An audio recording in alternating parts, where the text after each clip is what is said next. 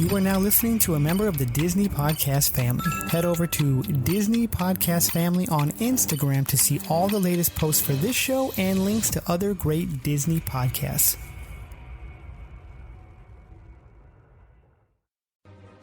There was an idea. The idea was to bring together a group of remarkable people, see if they could become something more. I have an army. We have a Hulk. This is The Tribe, brought to you by Walt's Apartment Podcast and the DisInsider. Avengers! Assemble.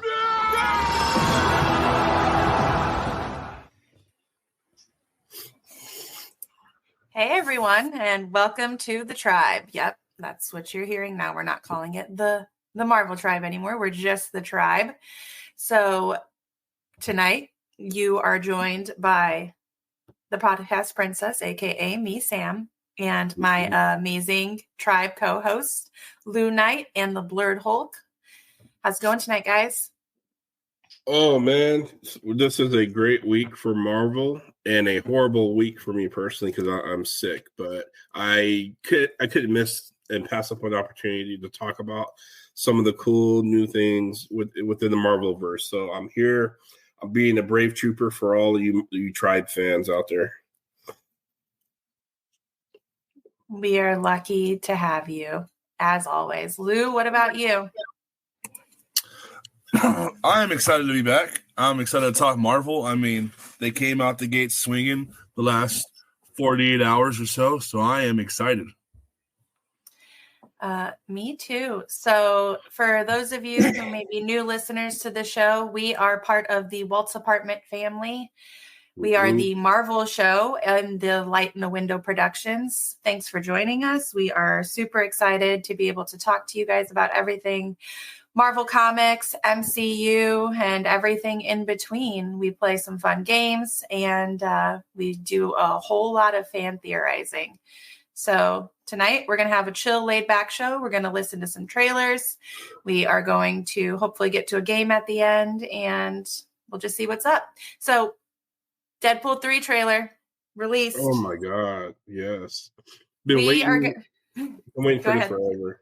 I mean, we've getting slow leaks and drips here and there and rumors and everything else, but it's official. It's the one thing that I was really knocking on wood that they wouldn't postpone. They wouldn't push back. And we weren't hearing news of it. You know, we heard the news about Blade and have to redo the script. The actor might leave. They lost it. Like I was preparing myself for news like that, but no. Under Ryan Reynolds and Kevin Feige's command, this has gotten to where it's coming. July is the date, and we got our trailer, so I'm excited. The Merc with the Mouth is back, baby. Yes. Let's go. So we're going to go ahead and do a live react to the trailer. You'll hear us talking over it, so it's not dead air audio for our audio listeners. So let's go. Lou, you want to roll it? Let's get that going. And here we go. Let me know if there's any technical difficulties. Happy birthday, Wade. Yeah. All right, okay. It's been a challenging few years, for sure. But I'm happy. That wig is atrocious. Out of each and every one of you. He does. Yes, man alive. Make a wish, buddy.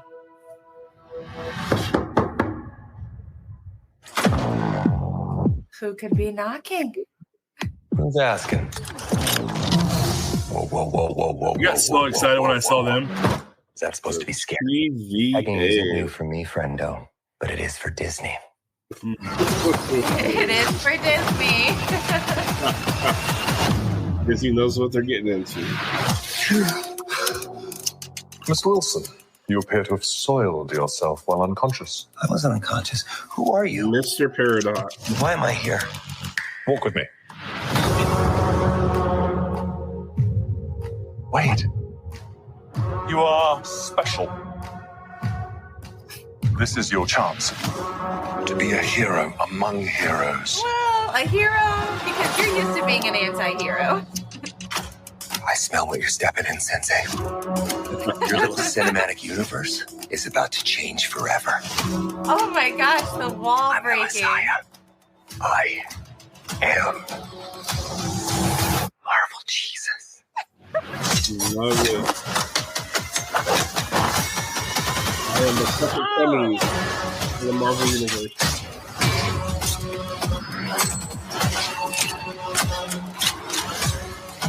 Oh my gosh, I'm so excited. Oh my gosh. God, I love this part. Wait! Literal wall breaking there.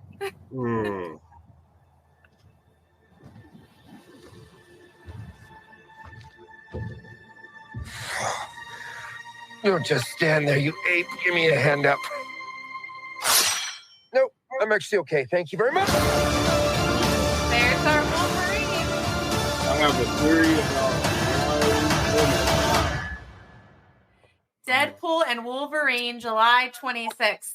And so we're getting like an official name, Deadpool and Wolverine. It is not just Deadpool 3 as we've been calling it. Deadpool and Wolverine.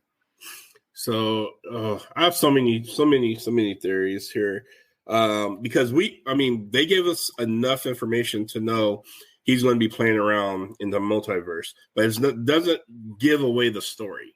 You literally have no idea his role. We know he gets caught by the TVA. He gets interviewed. He gets asked for help.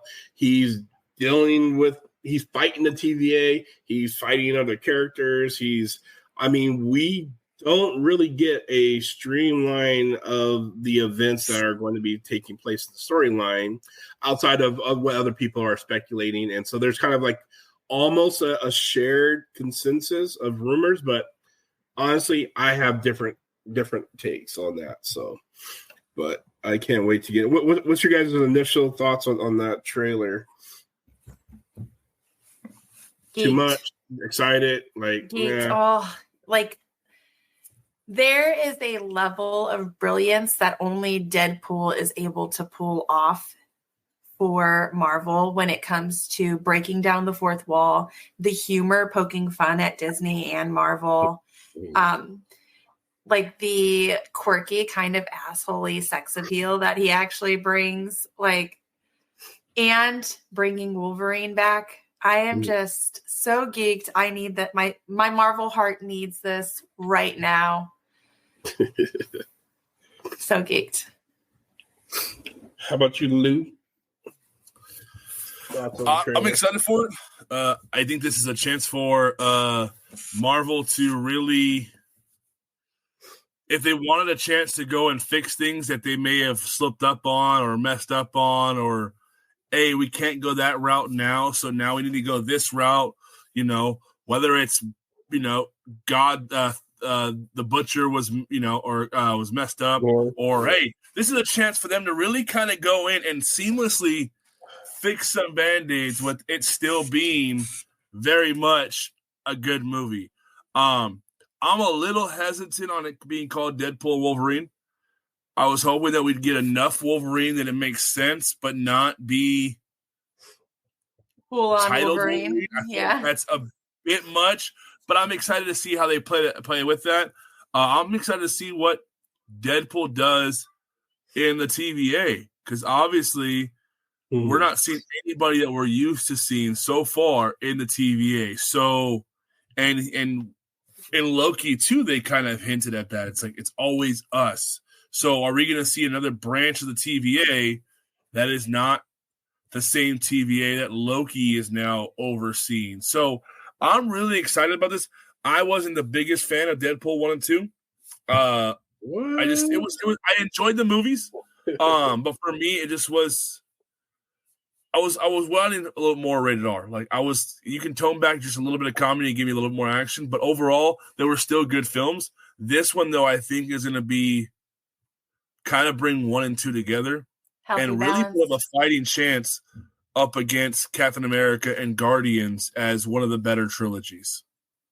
All right. So let me ask this question. Lou, and Deadpool 2, Did you want the headshot for the chubby kid? Is that what made it better for you? Like, I'm gonna stay censored now since I seem to want that. No, I mean, I love the fourth wall breaking. I get that. I think some of the fourth wall breaking was too in real life for me. I love making puns in other movies, but when he's like Hugh Jackman, I was like, don't name him by name. He's Logan still, and so I for me, it was very much the She-Hulk busting out the fourth wall to go into Disney Plus. It's like Kevin. That's like the 4.5 wall. Like you just went a little too far on that one. The pegging jokes that we just heard in the trailer, the Marvel Jesus. I am so here for it. The Marvel Jesus. I mean, the pegging Disney one made me laugh for a whole different reason, but the Marvel Jesus. And then the whole I'm smelling what you're stepping in, Sensei. I was like, oh my gosh, we really do need this. Marvel needs this. I am really excited for this one because you, like David said, you don't know what they're going with, where they're going with this. And this could lead into a whole other set of trilogies with the Disney Fox merger.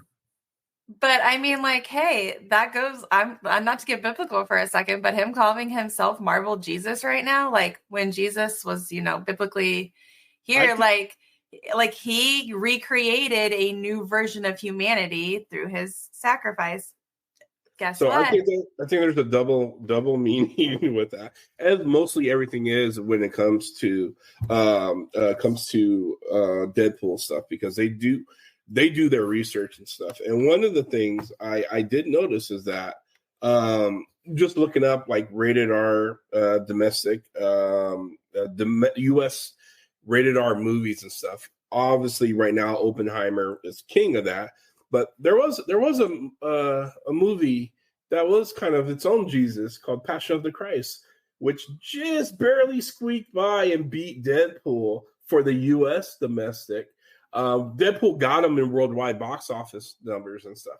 So I don't know if that's just a jab at Passions of the Christ 2 and kind of a double like, hey, I'm your guy.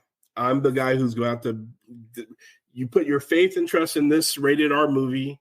I'm about to deliver the big home run that you need. So I am the new Marvel Jesus who's about to dethrone Passion. But that would have been a lost kind of a thing anyway, because Oppenheimer killed both of them. So and Deadpool is a very unique rated R, because you have rated R for horror, and it's like not a horror film. You have rated R for action-packed movies, and it's like dramas. But Deadpool is rated R for comedy, action, Marvel. I mean, comic films. Like it really dabbled in every pond you can play with rated R, and hit so many different pillars of the film industry that it just worked. And then this is going to sound awful, though. Like, this is going to sound awful as a parent. But the rated R that Deadpool brings is something that I can still show to my child, because the jokes will go over her head. The violence, like, she doesn't care about the violence, like, whatever. And it's not, like, sexually graphic to the point to where I can't share it with her. So, kids don't know about Are we watching the same Deadpool movies? Yeah. I think Ryan Reynolds taught some of the generations some of these dirty words and references. Okay, but my thing is, like, those things will go over her head. Okay. Let's make us an experiment out of that then. Well, no, we're not going to do that, because usually when there is a PG-13 film, I usually ask you guys. I ask you, David, like, will this be appropriate for Haley? Yeah. And you're usually like, well, this and this happened, and then we decide. And so far, there's not been an MCU movie released that I've taken her to that she could not, that was not appropriate for her. So I'm gonna go out on a limb and just guesstimate. No, this is probably not one. Not appropriate for her. Probably not. And if it's as good as I'm expecting it to be, I hope it's not. So just. I mean, because we need that. We need that. Oh yeah, the gore, the violence, the witty comedy, all that stuff, it just blends well with that character. Wade Wilson is the merc with the mouth, the wisecracking asshole, not a hero, not a villain, just walks to his own tune. And this is also kind of leads into kind of a theory about what they're about to do here. Now, I don't know about you guys, but I look at some people who I follow and groups I'm a part of and stuff.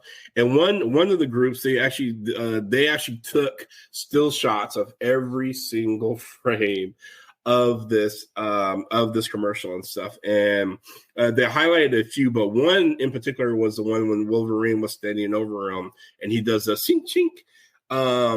Right, and his claws come out. Yeah. Right to the left of him, and it's in plain sight. Like they actually zoomed in there. There's a Secret Wars comic book just sitting there with that green drink that Stan Lee drank from the Incredible Hulk and stuff. So I'm like, you could be more on the nose about the Secret War, Battle World, and everything else. Which I'm thinking that's where the just gave me chills saying that because I did not notice that. I hadn't watched anybody else's reviews on it. You just gave me literal chills. I kept quiet when I saw it again. I was like, oh, yep, there it is. There's Secret Wars comic book just laying right next to his ass. So, but I'm excited. I really think so. Here's I'll give you my quick little theory, and it's open to change. Just as, like I said, it's just a theory. I think that we know the TVAs, their original goal was to catch people from creating these Nexus events and kind of disturbing the sacred timeline, right? So, that's why they go after all of these people, including they went after Loki and what have you. Deadpool is a little bit different. And here's why I say about that. Like, okay, so like we remember in God, what's the anime? What If, in the What If series, where Doctor Strange kept trying to figure out a way to save I can't think of her name right now. His girl, not Peggy. Anyway, he kept trying to save her, bring her back. She ends up dying over and over again because I believe she was meant to die for Doctor Strange to be Doctor Strange, period. Wade decided to take another take. It's like, you know what? I don't have to be Deadpool and go back and save all the people that I cared about or even semi-cared about, because we see in the beginning of the birthday party, he saved his girlfriend who died. And at the end of Deadpool 2, he went back and decided to have some fun and go into history and start. He killed his Experiment 11 from the X-Men. Told Hugh Jackman, hey, if someone comes by and asks you for help, just say yes. He stopped Green Lantern from happening. He went back in time and he saved people who died from his team, including his girl. And now we see the birthday thing. And I do agree with her saying happy birthday, buddy, or the buddy versus babe or sweetie or anything is very telling that he sacrificed our relationship. Yeah. He hung up Deadpool, sacrificed a relationship because he knew that's the only way he could probably save her. He did what Doctor Strange couldn't do. He couldn't give up being for Doctor Strange. Christine Palmer. Yes, excuse me. Sorry. So I really think because of that, that's why the TVA came and got him, and they're asking him for help, sort of, because he doesn't. Because he is willing. Yeah, he is willing to sacrifice his own wants and needs for the greater good of humanity. Yeah, and no matter how painful it is or however disturbing that is. So I think honestly, that's rough. Now, here's the fun part I think about this. So if the Void, the world where they send everyone after you get purged and stuff, where Goliath and all the purged timelines and stuff goes, it makes sense that that's where Battle World will take place. and you have to build a team to get Battle World. And who could you rely on to help build that team? I mean, think about the what you have to do to build a team to get someone to go there, right? You literally have to purge them. You have to kill them. You may be able to talk. They have to be pruned, right? Oh, yeah, you have to prune him. So can you imagine? I can see why Wolverine wants to kick his ass, because he probably had a good thing going. He was probably in Madripoor playing up his alias as Patch, having a good time in the criminal CD kind of playing with Sharon Carter in Winter Soldier. And here comes Mr. Deadpool asking him for his help. He's refusing because nobody can get Wolverine to team up, really. Every time someone tries, he always tells them his famous line, "Fuck off." We're good. Yeah, you can. We're good. We market the show explicit. So he probably did that, and he probably pruned his ass, got to the void, went there, and here we go. Wolverine's now going to promptly whip his ass because you killed me. I mean, because you technically can't really kill Wolverine, but you can prune him, and you can send him to the void and stuff. So I think he's on this mission of building this team. That's probably where I want to get Elektra, because, we have rumors that, some very famous old school players are going to reprise some roles and stuff, and we may get a patchwork of these players. So yeah, that's my theory, is that he's going to be doing the dirty work that the TVA can't really do, and he's going to have fun doing it. So what version of the TVA are we getting? Are we getting pre-Loki is holding the timelines together, or I don't know. I'm really desperately looking for hints and clues for that, because here's the thing, like, okay, pre-Loki means they're doing everything in their power to keep their sacred timeline going, which means they're ruled, by He Who Remains. So I don't think it's that. I think this is a completely different. I think that's why they did not show us the faces of the TVA agents, is because that would have given it away to us, because we know who's left and who's not left as far as the TVA goes at this point. Oh yeah. Like Mobius, he's watching his house, watching his boys grow up. I mean,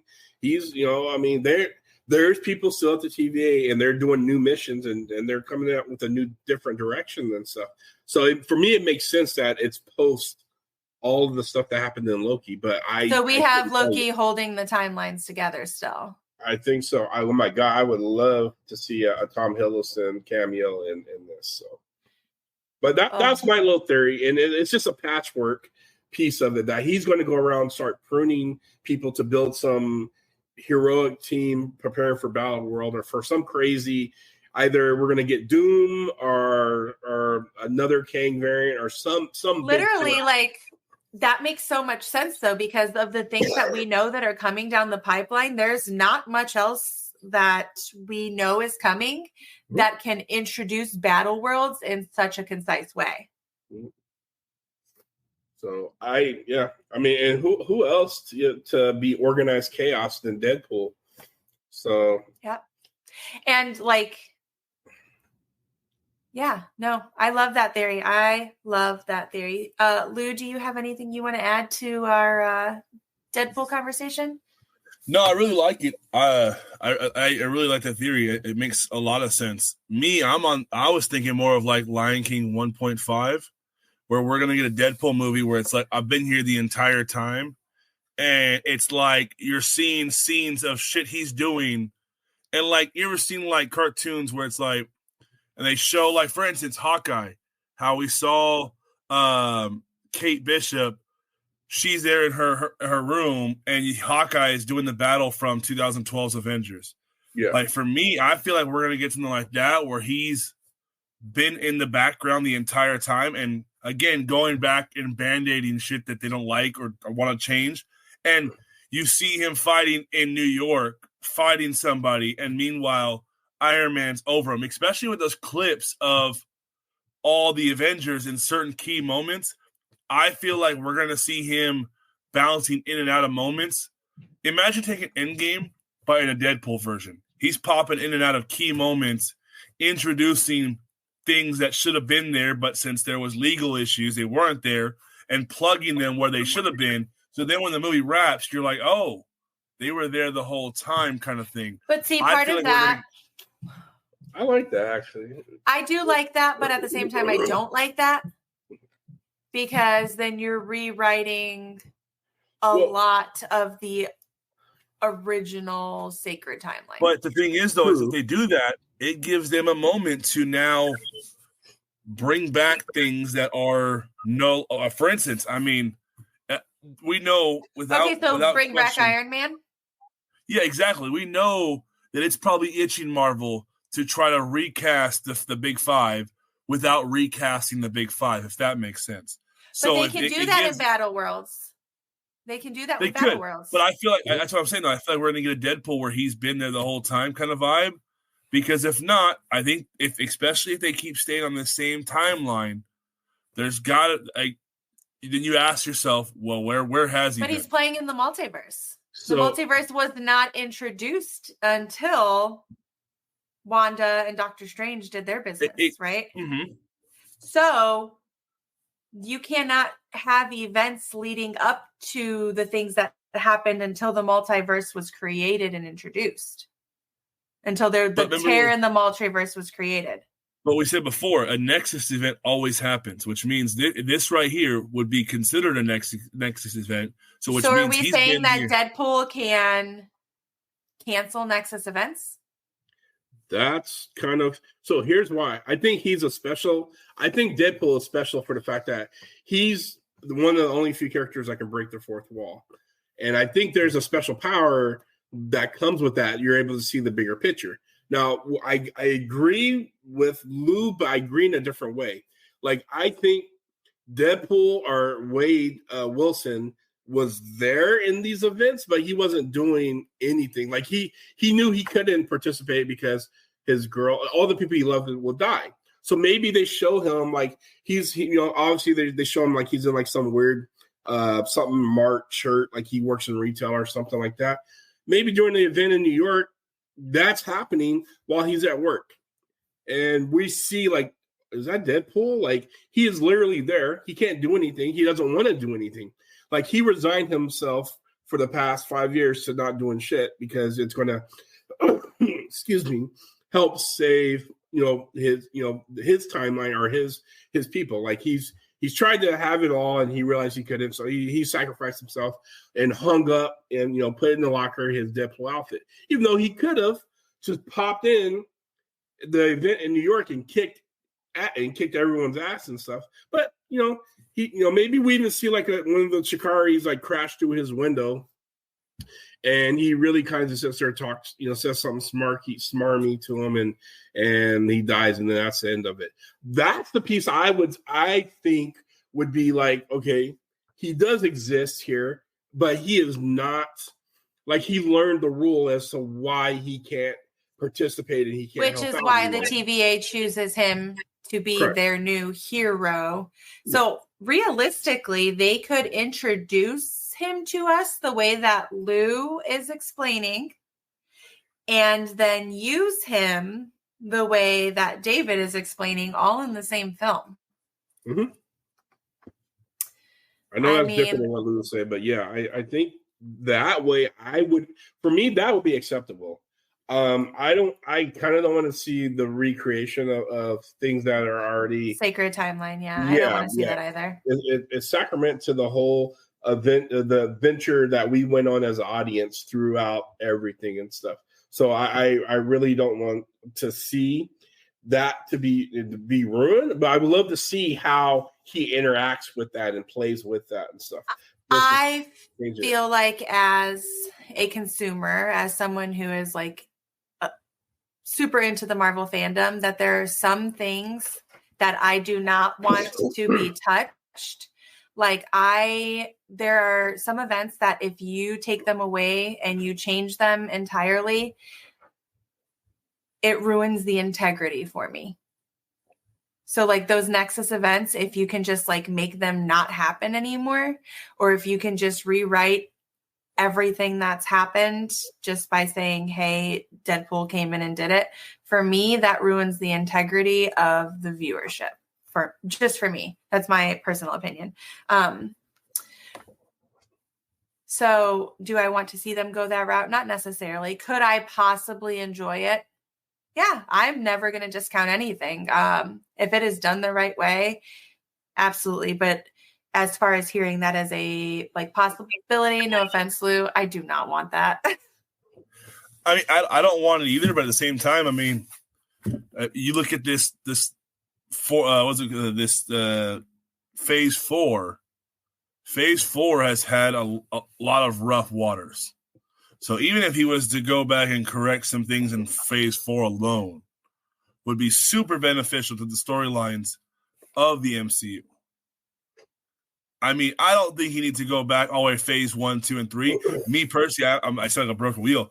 I think when Endgame happened, they should have just took a long pause and then picked up. But the multiverse has kind of really bled out from the Infinity Saga, and there really hasn't been any clear line that is no longer the story. So for me, I think him being in phase 4, coming around and cleaning up some shit that didn't work, I think that would work in Marvel's favor on the financial side of things, being like, hey, that didn't work. Well, kind of like what they did with oh my gosh, Ben Kingsley's character from Iron Man 3.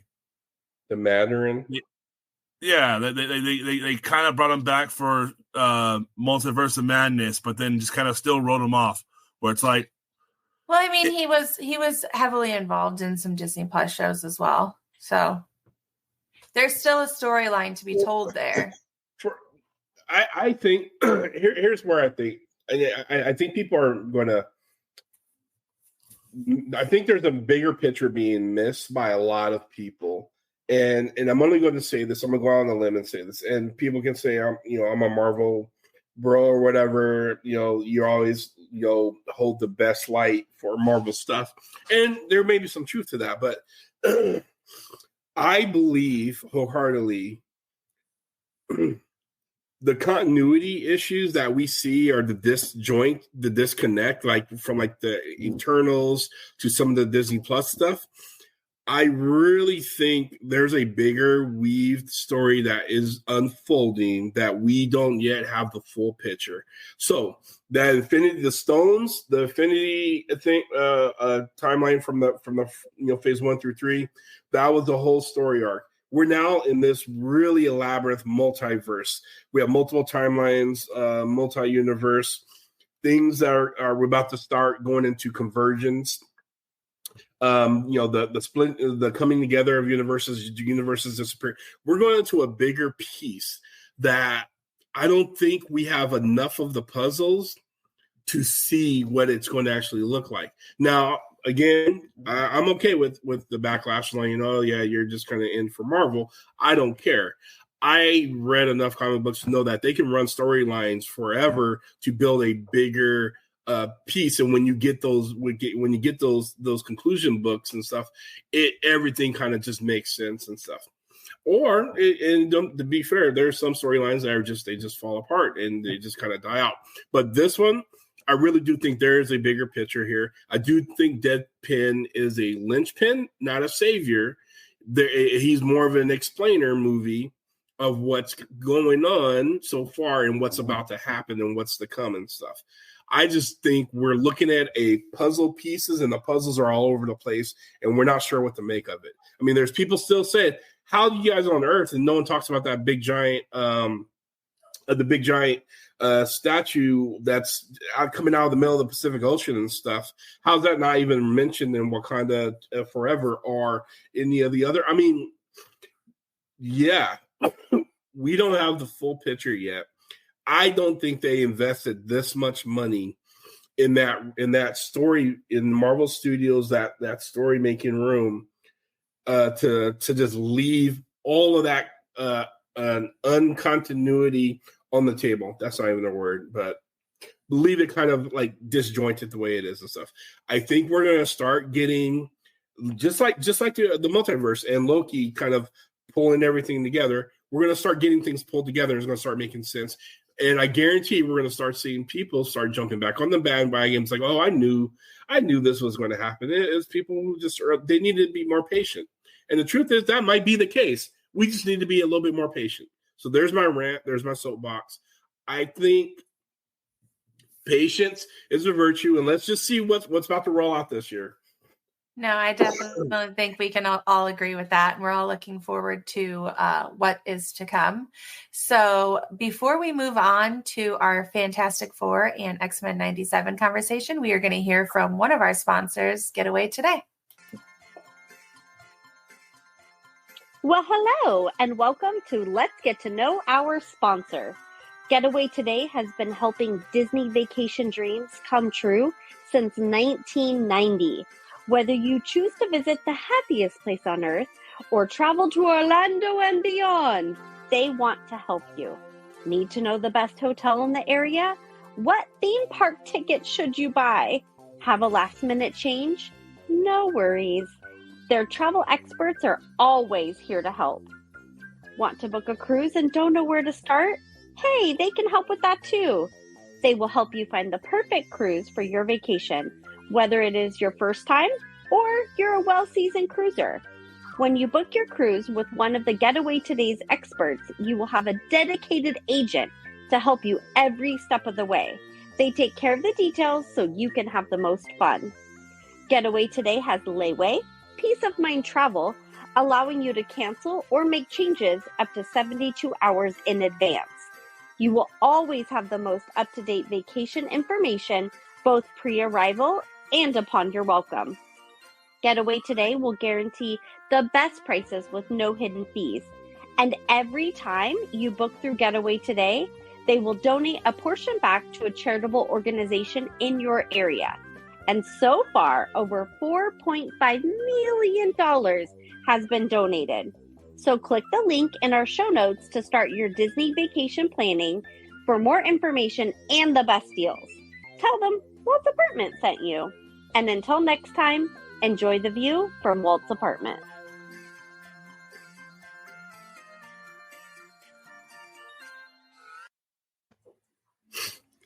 Definitely check away Getaway Today for all of your vacation needs. So we got some big news introduced to us yesterday on Valentine's Day that we've all kind of been waiting for a while, ever since we knew that the Fantastic Four were coming back to us. We got introduced to the cast of our 4 Fantastic Four heroes. Yes. Pedro Pascal will be playing Reed Richards. Vanessa Mr. Kirby. Fantastic. Yes, Vanessa Kirby will be playing Sue Storm, the Invisible Woman. Joseph Quinn will be playing the Human Torch, and Johnny Storm. No, sorry. Ebon Moss-Bachrach will be playing the Human Torch, and No, Joseph. you got that backwards. Did I have that backwards? Is Joseph Ebon. Quinn? Yeah, Ebon's playing Ben Grimm. He's playing. Okay, Ebon Moss-Bachrach will be playing the Thing. And Ben Grimes. Yeah, Johnny Storm is being played by Joseph Quinn. Okay, so there we go. We've got that. And so before we had this conversation during the Getaway Today break, I looked over, and sitting next to me, I happen to have 3 Fantastic Four comics just sitting right on my desk next to me. So needless to say, I'm super excited about this. Is Namor in any of those comics? Actually, no. And I have the Fantastic 3 comic here. One of the Fantastic 3, Prisoner of the Scrolls. Well, that comic's worth a nice little penny. Well, you should send that my way. I think I'll just keep it sitting right here on my desk where it's happy. early Christmas present. So yeah, we has an official casting. I honestly I thought this was going to be something they're going to probably reveal more at like a D23. I'm happy for it. Trust me, I am. I'm super happy. I just figured it's been like one of those Hall H moments, or at the Comic-Con or at D23, but we got it early, like clockwork. So I'm not gonna. I love our fandom. We got awesome fandom here, but we always get. I don't know if you guys noticed this of late, but anytime somebody takes on a role in the Marvel Cinematic Universe, people instantly look and see if they played another role in any other Marvel movie. So then they start complaining and stuff. And so we all know like Ebon, who's playing Ben Grimes, was in the Netflix series The Punisher, which is one of the best cream de cream Marvel off movie content that's out there. About violence. But here's the thing you got to realize. The Marvel Universe is so big. You guys got to let go of the whole actors playing different MCU characters and stuff. I mean, we've had it. Even with Deadpool, for example, that's coming out in July. Ryan Reynolds was in Blade Trinity. Like he was Hannibal. That's Marvel. I mean, we have to let that go.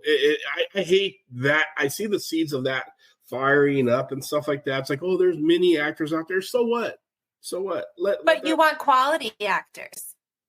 Literally, yeah, we could pick any Tom, Dick, or Harry to play it, but why not pick somebody who has already shown that they can stand on business when it comes to playing an MCU character? Yeah. Because not any actor can show up and do the work that is needed to dominate a role in the MCU. And here's the same thing with Star Wars. It takes a special kind of character, and you have to appreciate the fandom of the entity that you're going into. If you don't love what you're doing, if you don't appreciate, like Miss Marvel, do you think that she is just like, she's young? Do you think that she just showed up and was like, hey, I'm an actress. Like, I'm going to be great at this role. No, she loved what she was doing. She's a huge Marvel geek. Like, you have to have some sort of buy-in into the MCU in order to stand on business, in my opinion. Well, and being an actor too, to commit to the Marvel universe and their projects and stuff, that takes a lot. That's a legacy you're building. You're foregoing, like Marsala Ali, he's foregoing projects for Blade. Don't get it twisted. That dude's in high demand. He was already a A-list in-demand actor before he signed on to join the Marvel Universe and stuff. So I get his frustrations. So with the whole go find other actors, there's actors who are like, no, I can't give you that time commitment and stuff. There's just no way. So I just hope that we kind of get off of that as a whole, as a fandom. Like, so what? We see people, maybe we'll do an episode of every actor who played multiple characters in the MCU as a whole, and just kind of have fun going through that. But it doesn't matter. It's not going to ruin the quality of the movie. It doesn't. It's not like we're asking like Tony Stark to come play, or asking Robert Downey Jr. to come play an entirely different hero. Like that for me would be kind of weird. But you're picking it's someone like Chris, that came from a different entity. Evans, it'd be like Chris Evans playing like like Johnny Storm or something, then becoming Captain America. That's so weird, right? Right. or Killmonger doing the same thing. No, it's. I think at the end of the day, it doesn't. It shouldn't matter. I mean, those who. I'm gonna be honest. I think you're weird as hell if you look at those characters.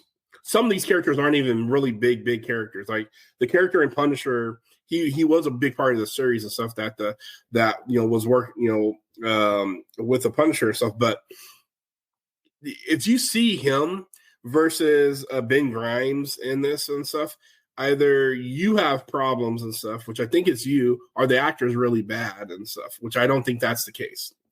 They're not even the same type of character. They're literally completely different roles. You're not going to be like, oh, like this is weird. You're not, there's not going to provide any confusion to you and be like, well, I thought this person was this person.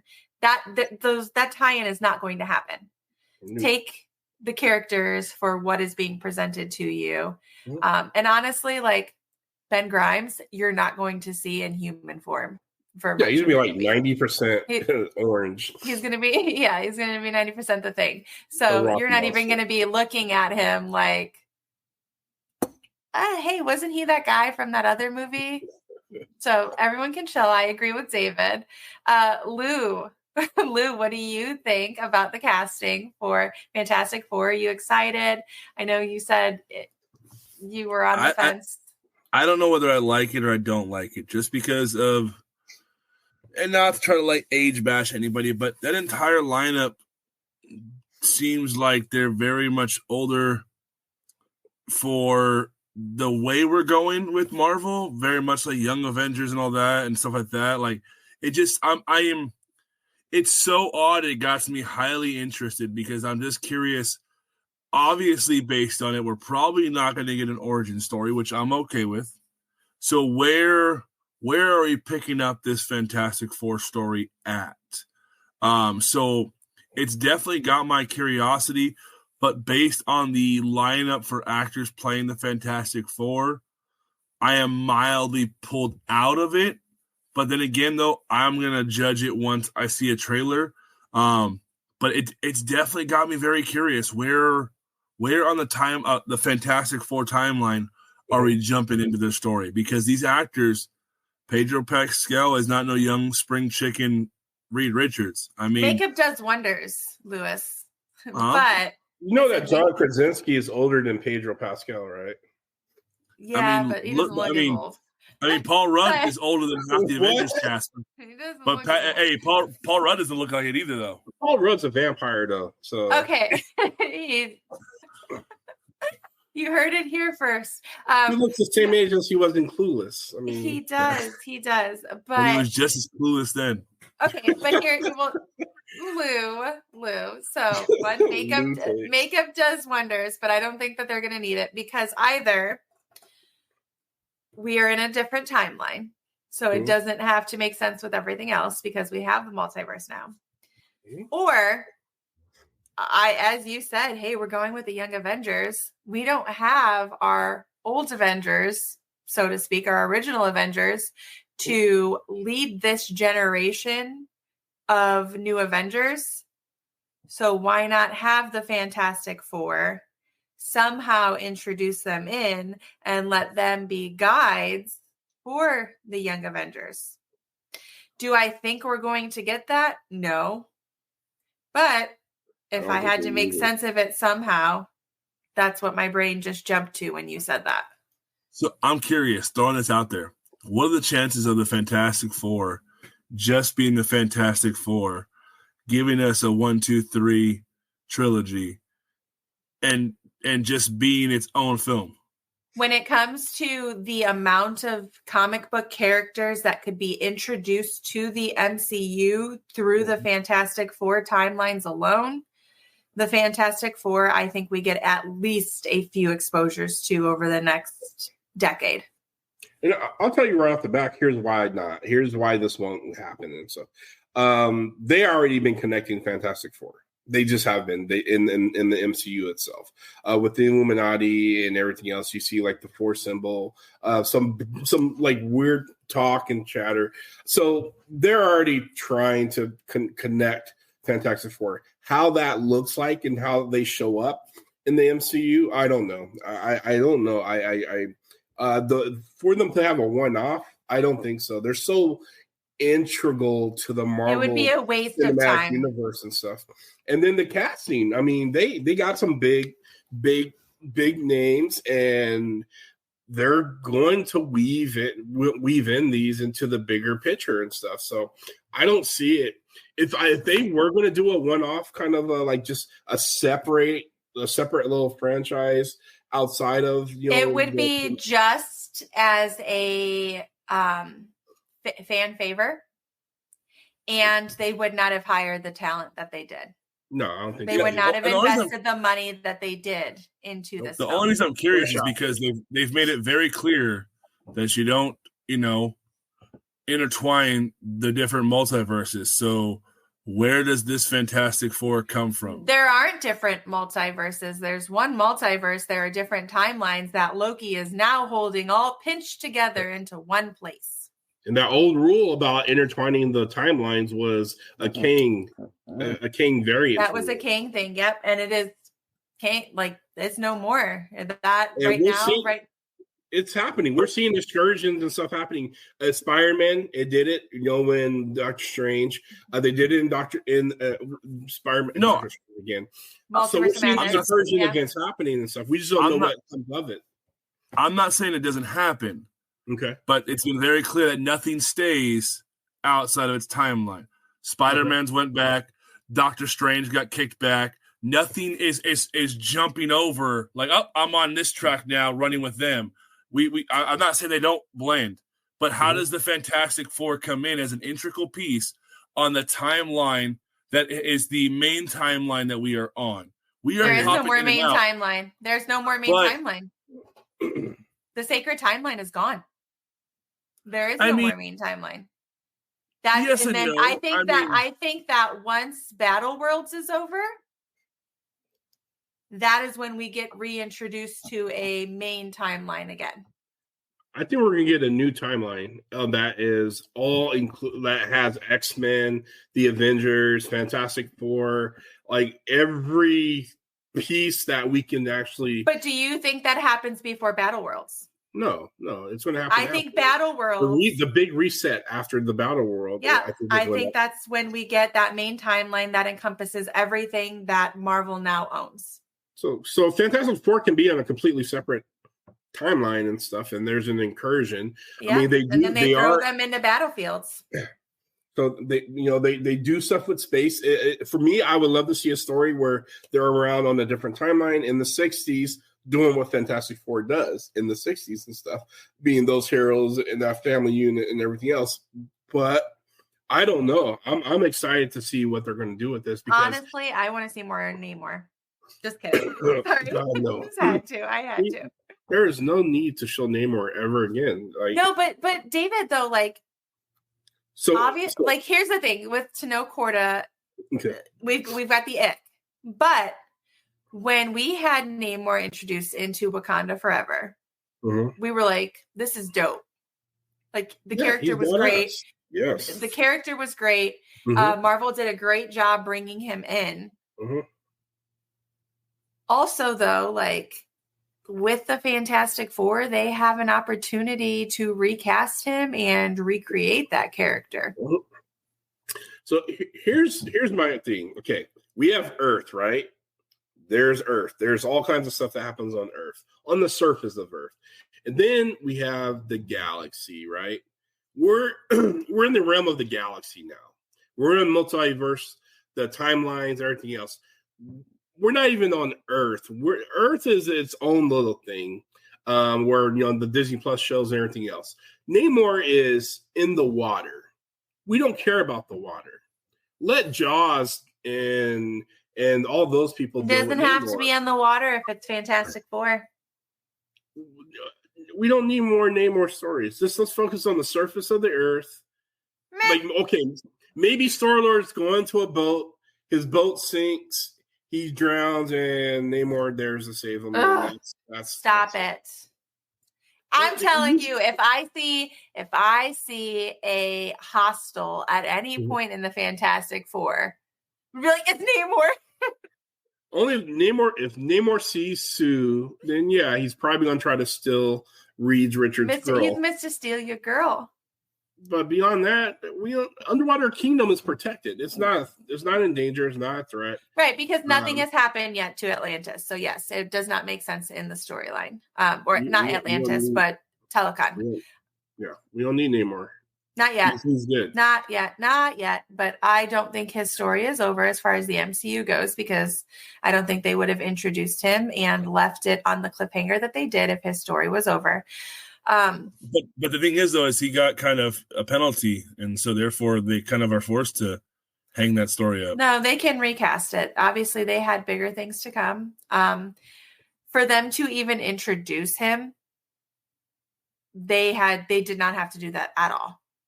They have more plan. They had more plan for that character. But they kind of put a failsafe on the way that his story ended in Wakanda.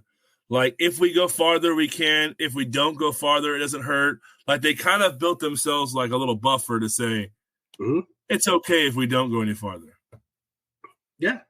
Yes, but true. stop saying that because you're hurting my heart. No, Anyways, no, that's not. They're right. They didn't actually. They left it to be where it's ambiguously could just end. I know, but I don't want that. I don't want that. They did such a great job developing the character, and I hate the shit that Tino Corda has brought to the role because, like, he was fantastic in the role, and I would have loved to see more of him in the MCU. Alleged stuff. Alleged. Yes, but yes. The alleged things because he is still not officially there's no court case being charged. Yes. Yeah, that happened yet. So, but regardless, we're getting back to the Fantastic Four. I'm happy about the casting. David, you appear to be pretty satisfied with the casting. Oh, yeah, absolutely. Lou, you're on the fence. You're waiting to see what happens, right? Yeah.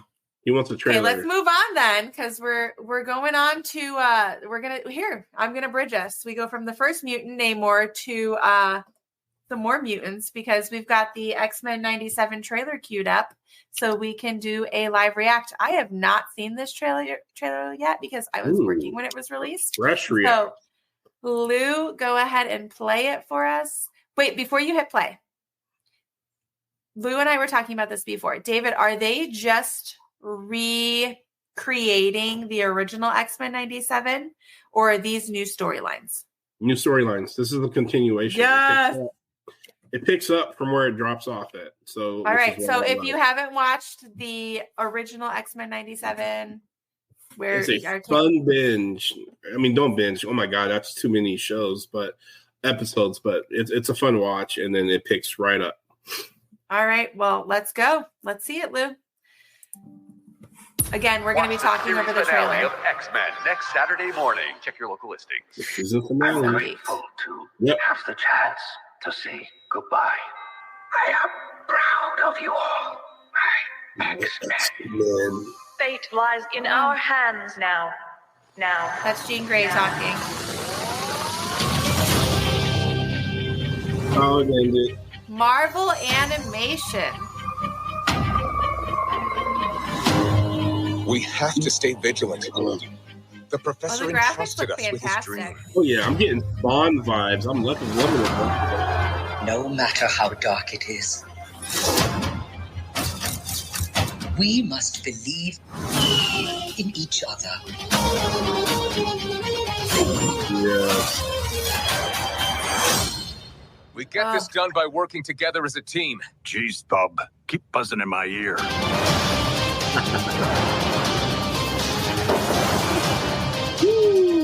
Storm. Caleb, Bishop, Cyclops, Gambit, riding on Wolverine. Get him. To me, my X-Men.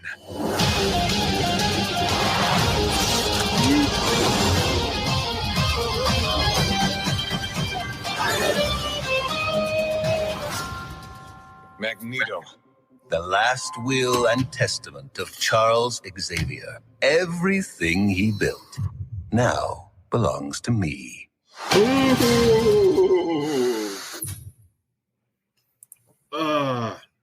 See, so I'm going to tell you we guys already something. know here. Wait, do you guys know that they've already confirmed that there will be a season 2 and we have not even got season 1? Season 1 comes out March 20th of 2024. So we'll definitely be doing some tribe content around X-Men 97 because I'm geeked as hell. Absolutely. So I'm gonna tell you guys right now, and I've said this in the past in previous shows and stuff. Professor X is not a good guy. He's not. He has good intentions. He wants to be, but the fact that he left all of his stuff to his buddy, arch nemesis, who he's trying to make his buddy Magneto, proves he is not a good guy. So I can't wait for the X-Men cartoon to come back. I'm super geeked out for this, and it's actually one of the things I really wish Fox paid attention to when they were building out the X-Men, because they built it around Logan Wolverine, and it should have been built around Cyclops, because the cartoon version of Cyclops is a leader, he's a badass, and he is a force to be reckoned with. The Fox's property version of Cyclops is a chump. He's a doormat, and he's oh my god, dude. You feel bad for him. He's a joke. Like they're two dueling characters and stuff. So I'm excited for it. I am too. We don't officially know yet, as far as I am aware. Correct me if I'm wrong, you guys. Whether this show it is going to be a 10 episode season for season 1, and then season 2, which has already been confirmed, will also be a 10 episode season. We do not know if we're going to be given it in one lump sum. We don't know if we're going to be given a few episodes at a time. We do not know if it's going to be weekly. At this point, as far as we know, it is going to be weekly, which, hey, if it does, y'all are in luck, because we will be able to do weekly tribe shows then. But either way, we will be bringing you X-Men 97 tribe content, geeking out super hard as we do here on the tribe with all of our theories and speculations, and talking about the Easter eggs. I'm excited. Lou, you excited for X-Men 97? This is probably the best piece of the trio that we've talked about that I'm most excited for. I mean, for you, does it come from the animation, or does it come from like a childhood nostalgia? It's a little bit of all of that. I mean, being able to like come back and watch the cartoons that I watched as a kid with my kids, the throwback to animation of traditional animation. I mean, there's a lot going for it, but also too, it's a sense of fresh air. We get to watch Marvel content that really has no start or finish. It's just enjoy. And that's what I enjoyed about What If. It was like, all right, it's mindless Marvel content. I get to enjoy it for just what it is. And that's it. There's no, how does this tie into that? How does this work with that? Like, for me, that's my favorite part, but also the animation and being able to go back and watch with my kids. That's what I'm most excited for. And like I said, that easy watch. I like that take. It really is just like a roller coaster ride. You just sit in and go for the ride. You don't have to bust out your notebooks. You don't have to put your thinking cap on. Just go for it. Strap in a roller coaster. It's nostalgia. Let it take you on the ride. And yes, nostalgia is a big factor for me. God, childhood. So I'm excited for it. I can't wait to see it. I can't wait for a newer generation to see it. I'm really hoping you guys get the opportunity to, if you got Disney Plus, consume the old cartoons and stuff, and just kind of get ready for it to come out. And we know what day in March, or March 20th. March 20th. Yes. In March. So March we 20th. can definitely do a tribe episode, kind of doing a recap of what we've seen so far in the 97 version of X-Men 97.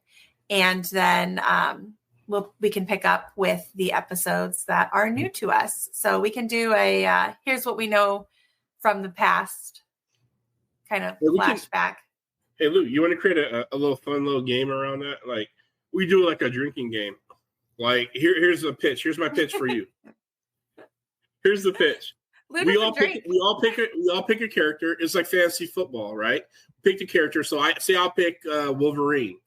Anytime Wolverine says his favorite catch line, like "Bub," Sam has to take a shot, and you have to do it on the show. So we'll watch, and then we come back and we report that for that episode. We're like, hey, he said "Bub" 11 times. You might as well take. Oh my god! Well, I've done that on TikTok Live before. I'm just pitching the idea out there, Lou. Just to think of a game. All right, so we are gonna conclude this X-Men 97 conversation. We are gonna hear from another one of our sponsors, Where in the Park, and then be back to finish with the game. Good, David? Do it. Where in the Park Seek and Find Image Scavenger Hunt games will have you exploring theme parks like never before. But this is not like your childhood scavenger hunts. There are no word-based lists of items to find or a binder of riddles, trivia, math, or counting. Our games contain cards with images of details that can be found throughout the park just by walking around. You can play on your own schedule, so you don't have to worry about long lines, height requirements, or health concerns. Need help finding an image? We've got you covered, with hints and answers on each card so you're never left wondering where in the park the image can be found. Use the Scan Before Playing card to reveal an alternate image if one of the cards in your pack is currently hidden or removed from the park. Order today to get game packs for your next visits to the Disneyland Resort and Walt Disney World theme parks. But the fun doesn't stop there. We also have games for Universal Studios in Hollywood and Florida, Knott's Berry Farm, Six Flags, SeaWorld, and more. Ready to experience your favorite theme parks in a whole new way? Go to www.whereinthepark.com/Walt'sAPT podcasts to get 10% off your order. A portion of the sale will also go to support the Walt's Apartment podcast. Want $10 off your order instead? Visit patreon.com/Walt'sAPT podcast to become a lamplighter. With so much more to discover, the only question is, do you know where in the park?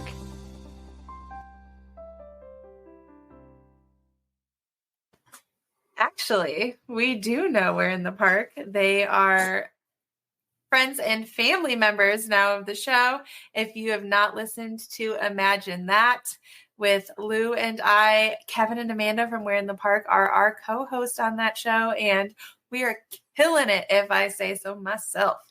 All we have left for our tribe episode tonight is kind of a little activity that we have played before, where we take MCU characters and we drop them into a film that is outside of the MCU, and we try and make it make sense. So we're going to go ahead and do that really quickly. Who wants to go first? How about you, Lou? Lou, you want to go first? I'll go first. All right. The first one I thought about was the Marvels, which I have not seen yet, and I apologize for that. But the Marvels, but in Charlie's Angels. Oh. I totally played this wrong if that's the way we're going. Okay, but go ahead. Well, I'll explain my reasoning. I'll go next and I'll explain my logic in my casting, but you go ahead. So we've got the Marvels and Charlie's Angels. I appreciate that. And they do all have similar personalities to the Angels. Do you want to know how I played this game? Yeah. I can't wait. So I picked a movie, then I picked different characters from the MCU, not all from the same film, and recasted some of the main characters with MCU characters. Because I obviously didn't read the directions. So I picked the Lion King and I recast him with different MCU. Oh, please do tell.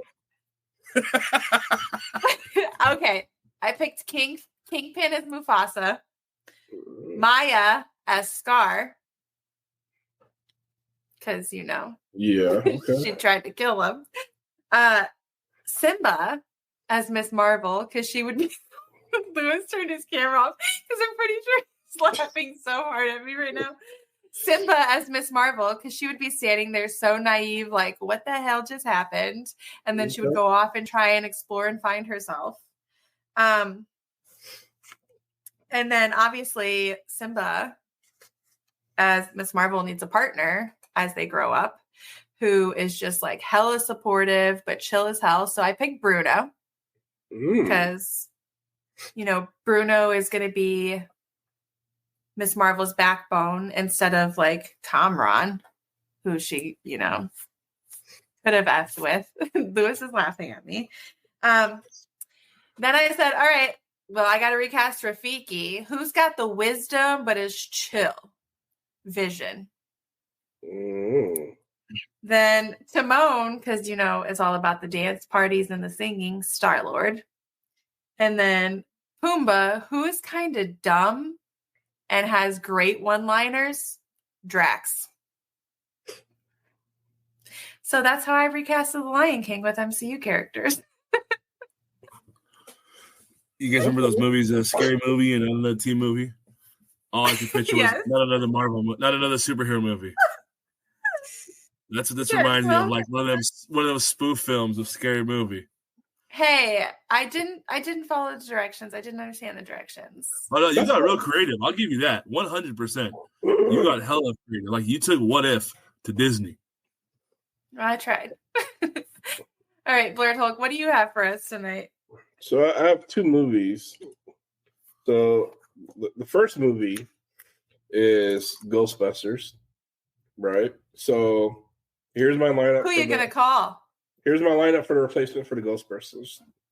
We have Dr. Bruce Banner. We have Doctor Strange. We have Ant-Man, and we have Blade. These are your Ghostbusters. And just the antics alone, you got Blade, who's the serious one who hates joking. Bruce Banner, who kind of have a little temper, you know.